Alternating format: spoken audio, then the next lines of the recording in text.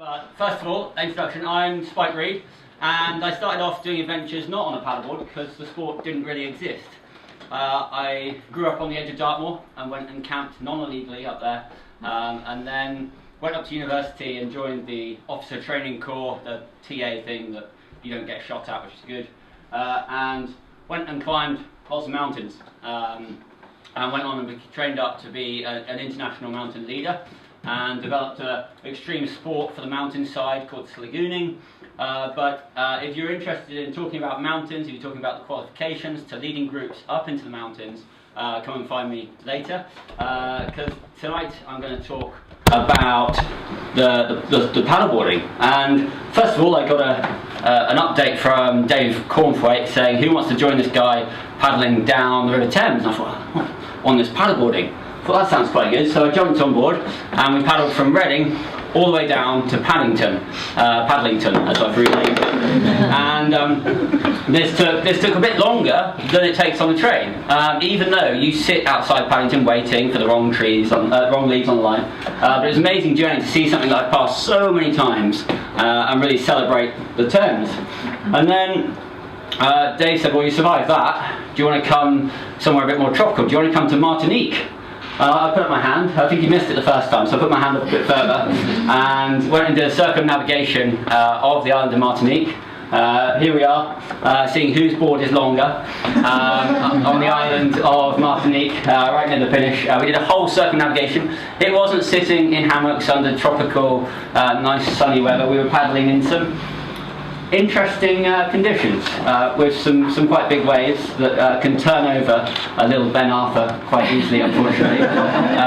But we made it all the way around the island, and then I thought I want to do more of an adventure back here. I haven't really finished this Thames, so I decided not to start at the source. That was done by Michelle and Mel. Give us a wave, Michelle. So if you want to talk about paddling the whole length of the Thames, Michelle will be able to tell you. So I decided to cross England. From Bristol, where I was born, all the way across to London with Mr. Altabev, who's also sat here at the back. Give us a wave, Dave. David, and we crossed. We turned out that route wasn't the best route because it had over 100 portages to get around the locks, which frustrated us quite a bit, and then it frustrated us a lot. But we made it all the way across England, and then I wanted to go back to the Atlantic, and we did the Transalgarve along the south coast of Portugal, again with big rollers coming in from the Atlantic. And these were good little adventures. You could, I mean, those were between a week and 2 weeks long, and I wanted to do something bigger. And I was sat just over a year ago on the banks of the River Ganges, looking out over the river, and I thought, this would be quite good to paddle down this. There wasn't a body going past me at the time, but this would be quite an interesting journey. And came back to London and met with Shilpika through Project Awesome. Hands up if you've been to Project Awesome. Okay, hands up if you've heard of Project Awesome.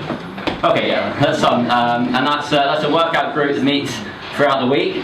And from there we developed this idea to travel down the river, and we found the most up-to-date map we could of the Ganges, which it's fine because the river doesn't change course. Turns out it actually does change course pretty much every year.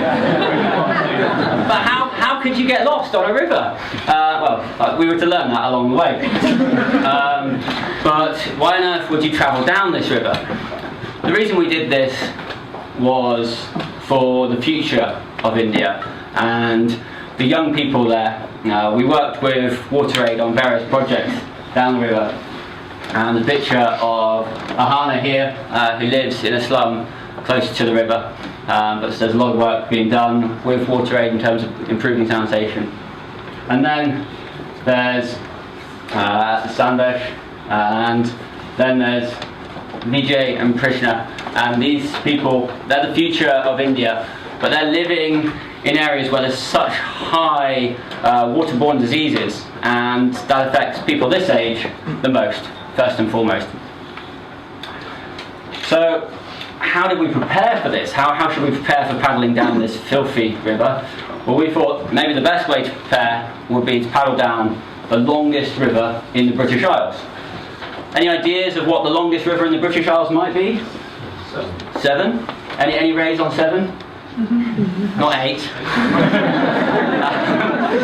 River Severn is long, it's definitely long. It's the longest river in the United Kingdom. But the River Shannon is about that much longer. And that is almost not to scale. The River Shannon is 360 kilometres long. So we set out, Shubhika and I, from Shannon Pot, which isn't a place they grow weed, it's just a pond. And we paddled the whole length of the way down the river. And there's some big lakes in the way, which, that'd be great going out across these big lakes, preparing us for the open river. Turns out the wind was against us for the whole 2 weeks. Even though it was summer in Ireland, it was the Irish summer. So it was challenging river, but we learned a lot, and I think we prepared for the journey.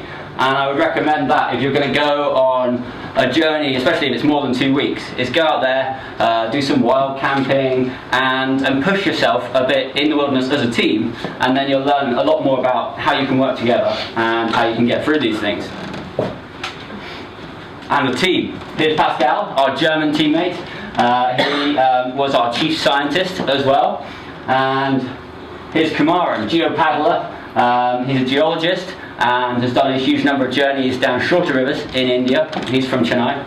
And then Shubhika, who she was a massive asset to the team. She had really good, well, she spoke Hindi, which is helpful because none of the rest of us did, really.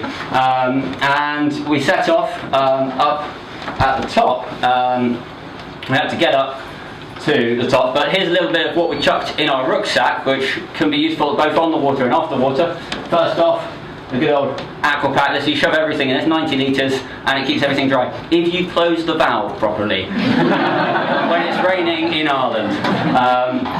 And then this chair weighs 500 grams. That means as you sit down at your little wild campsite, you can eat that dehydrated food or whatever you're eating and actually really enjoy it like a reclining chair. It's a lazy option. And then a tracker. This meant that we could track our position every 5 minutes and say, "Hi Mum, I'm okay, I haven't died." Well, if I have, my paddleboard's floating on. But also it had an emergency button if the proverbial hit the fan. And then there's, it's good to have a waterproof case for your phone so that you can still kind of carry on doing the social media and then if you drop it in the water it survives. And a silicone bowl, great, you can't crush it, you can't destroy it. Turns out a dog can run off with it one night. Now, alas, without the silicone bowl, it's not dog proof. And a little waterproof speaker means you can have some podcasts or some music blaring out as you paddle down the river, and keeps you kind of a bit more in touch with the rest of the world. And a gravity filter. This is a lazy way to clean your water because it saves having to do all that pumping. We didn't use that on the Ganges water itself because it is the most polluted river in the world. Sorry, most polluted big river. So we just use pump water. And then a little solar panel so that you can carry on doing your social media updates if you fancy doing that. If you're not tired of that, after 40 days, they're still saying we're on a river, and it's still going downhill from here. And then finally, some climb-on bar. Even though we weren't climbing, this is a little bar you rub on your hands and repairs them after you've given them some abuse on the water. So, up at the top, we're here. This is Gumuk, okay? This here is the glacial source of the Ganges. Gumuk translates as mouth of the cow. I can't really see the mouth of the cow, so either they modelled it on a deformed cow, or the glacier has melted and retreated quite a lot. But this is a point of pilgrimage, and we headed up here, and then from there we set off on a big trek over 100 miles down, following the river, through this great gorge. We wanted to paddleboard it, but it's grade 6 rapid, after grade 6 rapid, after grade 6 rapid. And most of you might be familiar with the kind of 1 to 5. They're the ones you can do without dying. So 6 basically would kill you repeatedly. So we thought it might be best to walk. And you can see there the gorge, walking along that, following the route of the Ganges, and then cycling a bit further down mountain roads, if you can call them roads. And we got to Dev Prayag. And here you can see the two rivers coming together. This is the Bhagirathi and the Alaknanda, which is where the Ganges proper starts. And that's where we launched onto paddleboards that are designed for white water and head off down the river. I haven't had a chance to bring all the footage together. Here's a little teaser of the journey. On the Ganges, having quite a good time. Woo!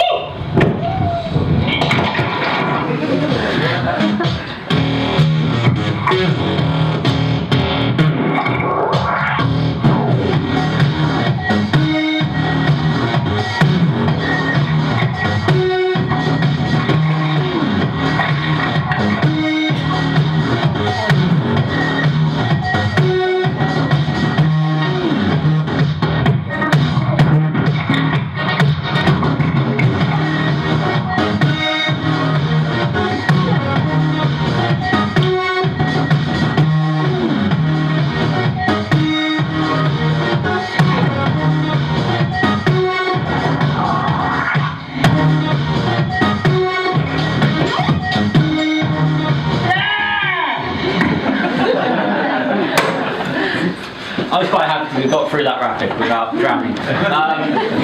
So we paddled down there, down to Rishikesh, and it was an amazing journey, that first part, down this white water, and paddled into Rishikesh, and went around the corner, and they seemed to have put a party on for us. We thought, this is amazing. They'd all got dressed up, they were singing these songs, playing the music, and the holy people welcomed us in, and when they found out what we were doing, they kind of did a blessing for us, and we thought, this is really special.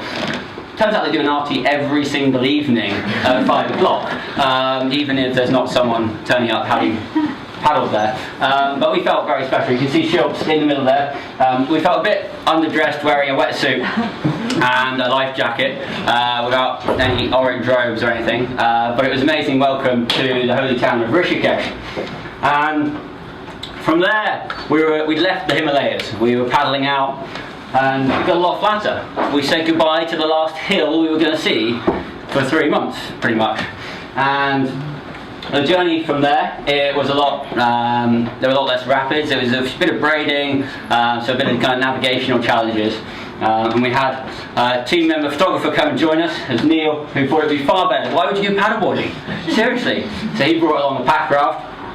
And this is pretty much how we travelled every day across the flat water. You can see all the tent and stuff lashed to the board, and from there we saw some amazing wildlife. I thought, this is such a polluted river, we're not going to see anything, but the wildlife was stunning. The birds of prey that we were seeing day in, day out, taking off from the riverside, which doesn't have a high population density because it floods every year, so people tend not to live there. Quite sensible.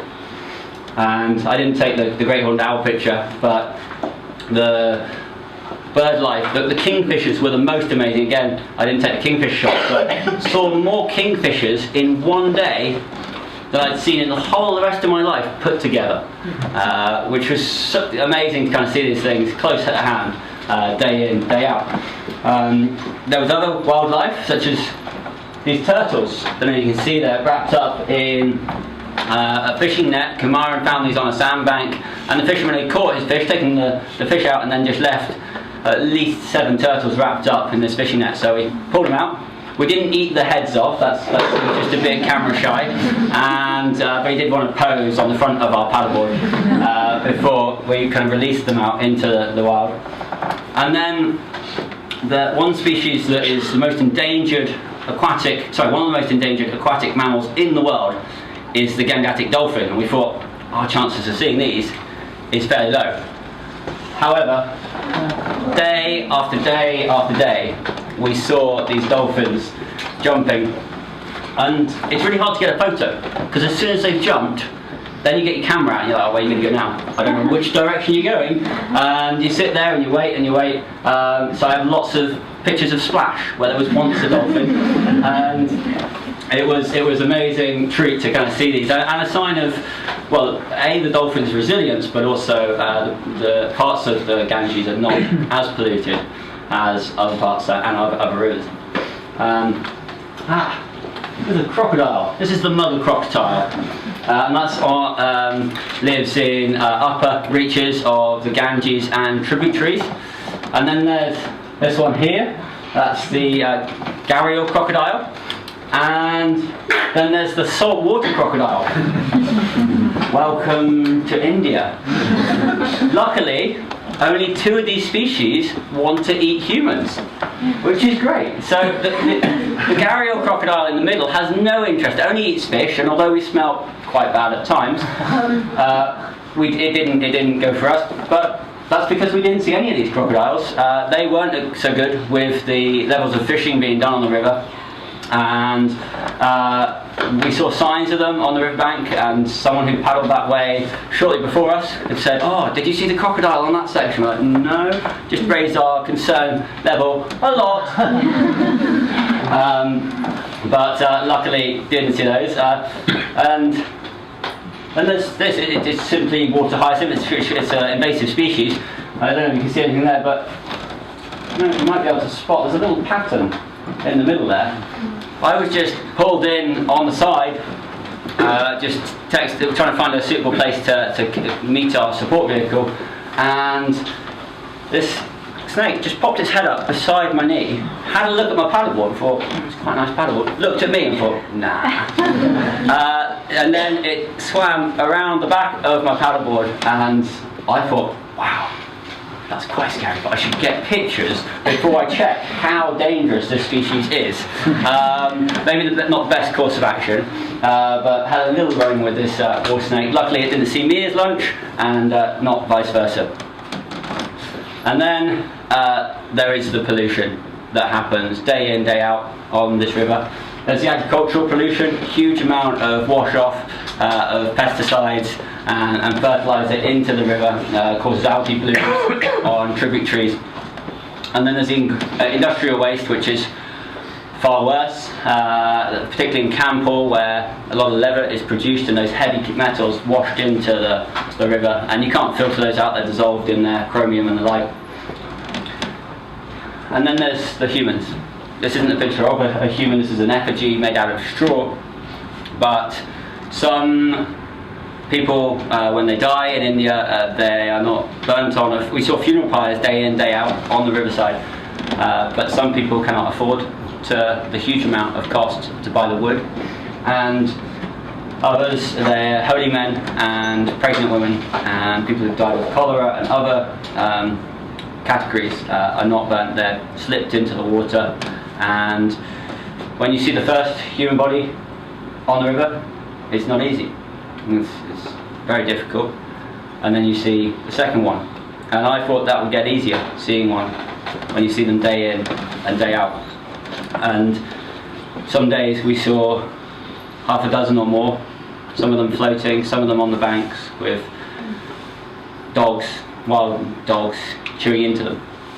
And you think about that, but that's someone who's had a life and had a family and had a job, and now they're just treated as food by these packs of dogs that roam the banks of the river, feasting on carcasses of water bison and also water buffalo and humans, which was never easy, even after weeks of seeing bodies in the water.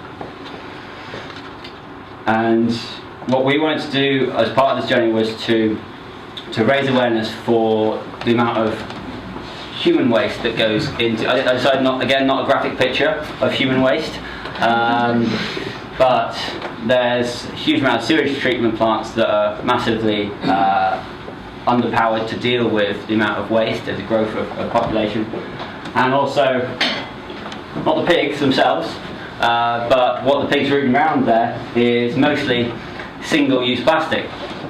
So this became a journey trying to raise, one of the key aims of the expedition was to raise awareness for single-use plastic and how that can be cut down so much. And it was a Stand Up Paddleboard against single-use plastic, because these plastics, they get thrown into the river on the banks, and then the monsoon flood comes down and washes it into the ocean eventually, and then it ends up in our food chain, and it carries on going around there for pretty much infinity. That's it will degrade, but not in our lifetime, not in our children's lifetime. These microplastics, unless we can stop them going in the first place. And one of the solutions that we saw, I didn't arrange these into an infinity sign, but these were just some banana leaf plates, which was an alternative to using plastic or even paper plates. And once I finished with my first banana leaf bottle, I was like, what do I do with this? I'll just throw it on the floor. I was like, you can't do that, that's littering! I was like, they were like, it's just lit leaves. So I was like, well, okay. So I pulled out the little bits of wood, holding it, put one leaf there, because it was literally there, and just spread it around so there was just leaves scattered rather than a bowl. But this solution, particularly relevant for things like festivals, both in India and here in the UK. So hopefully we can reduce the amount of single-use plastic day to day. And in addition to these, the terrible thing, seeing this plastic in the water, we saw some amazing sights. This is Varanasi, and every single day you see amazing temples, some of them half falling into the Ganges because of recent floods, but they're amazing to see these sights day in, day out, really moving to witness it firsthand and see them in use, to see the ceremonies being carried out there. And then some other interesting sights, maybe look away now if you don't like to see semi-naked man wearing brown pants. Brown pants really popular in India for some reason. Who's been to Delhi and had some of the food there? Maybe that's why brown pants are more popular. And other days, less sights. We paddled through for days and days through thick fog. There is the rest of the team, all four of them, paddling through the thick fog. And other days, glorious flat water and gliding along on these paddleboards. It was amazing on the journey to meet the local people. You can see Shilps and Kumar just about in the middle. Shilps and Pascal in the middle of this group after we visited this village where they were introducing toilets so that people didn't go and do it in the woods, which would then where kids went and played, and they were the people most likely to get infected by this sanitation level. But it was amazing to meet so many friendly people along the way, both in these community projects and also just on the banks. And this is how we camped. Pretty much each night, just pull in a nice spot on the riverside and set up our camp. And each night turned into a lot of nights. You can see there's a lot of pins. This is from Following Challenge. Each green dot there is where we stayed for one night or sometimes 2 nights along the river. And it's a long river. Should have made more research. But here at the top, I was up in the mountains. We were doing the trekking part, and I was like in my element. I was loving those mountains, and I was just thinking there's so many opportunities for climbing and trekking down that side valley. Beautiful, and that was a very moving part there. There was the white water bit, which, as you might have seen from my chanting of yeah and other words, was exhilarating to take on white water that no one's ever paddleboarded before, because no one's ever paddleboarded the length of this river. But that was exhilarating to kind of push our boundaries. Fell in a lot on the white water section, but luckily, as the water quality deteriorated, didn't fall in after Rishikesh. And that point there, that's day 50. And you think, oh, well, you quite in the end. No, actually, we still had a long way to go. And that was tough, kind of having paddled day in, day out, the odd rest day, and realise you've still got so far to go before you can reach the Indian Ocean. And you know that the river's not going to change that much between then and the sea. So that was a tough point, the kind of day 50.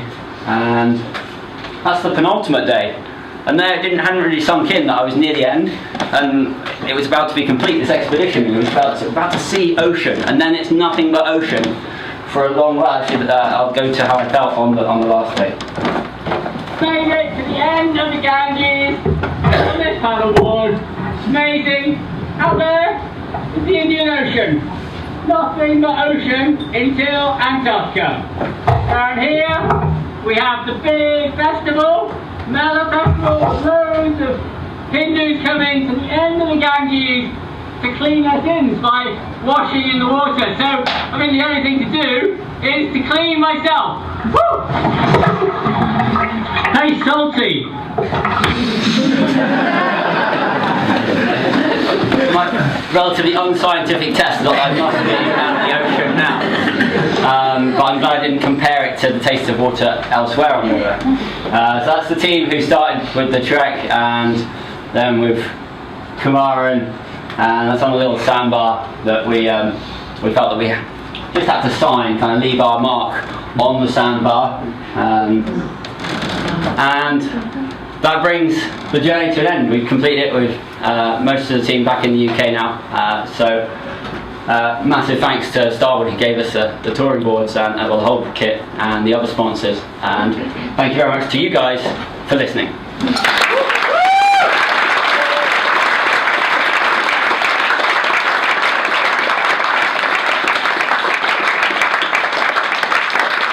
Questions? Has anyone got? We've probably got time for just 2 questions. If anyone wants to ask anything.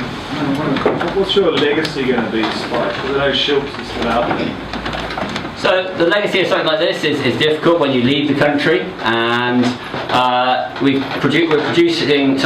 we were filmed along the way by Upslope Productions to make a series of shorts that would go out on Discovery Channel in India. That's 7 2-minute shorts and Discovery Channel in India's got millions of viewers. So hopefully, although Discovery Channel wanted it more adventure rather than looking at the negatives of the river, hopefully the viewers of the documentary that, well, we didn't make it, we were the subjects of, will get out to the people who are using these rivers. Hopefully people will see that you can do recreational sports on the waterways in India. I don't know whether paddleboarding will become as popular. There's less people who've got the money, but hopefully can inspire more people to go out to the developing world and do paddleboarding journeys there, because there are lots of rivers that have never ever been paddleboarded. Anyone else questions?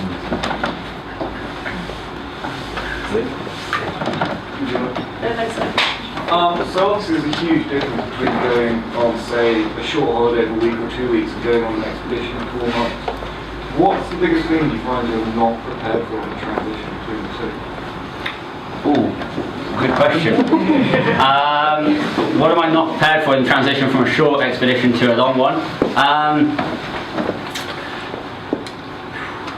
I think, well, I wasn't particularly homesick, but I think you can just, when you're not in your home life, I suppose. Does that make me homesick? Yeah, it sounds like homesick, but I don't know. I suppose you need to be familiar with the routine of wild camping night after night after night. And although we have days in hotels, or well, if you can call them hotels, where you could wash and you could charge up everything, plug it into all the sockets. Yeah, getting used to the just continual wild night camping, I suppose, is the biggest challenge. Amazing.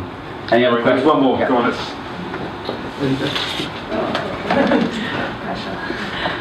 So where's the next one then? Because you just said there's loads you haven't been to, and it seems like you've managed in 2 years to start a hobby and then probably do something no one else has done in that hobby before. The next challenge. Well, there's loads of rivers that no one has done, and so lots of rivers out there for you. I lead with Wild Frontiers, so I'm doing some off to Oman to take a group. That's not new ground, but there's also the Gharial Challenge festival in Portugal, paddleboarding, which is a good introduction to the sport. And I haven't got plans for a big river, a big unknown, big unpaddled journey as yet, but I'll come up with something probably over a night somewhere. Amazing. Thank you so much.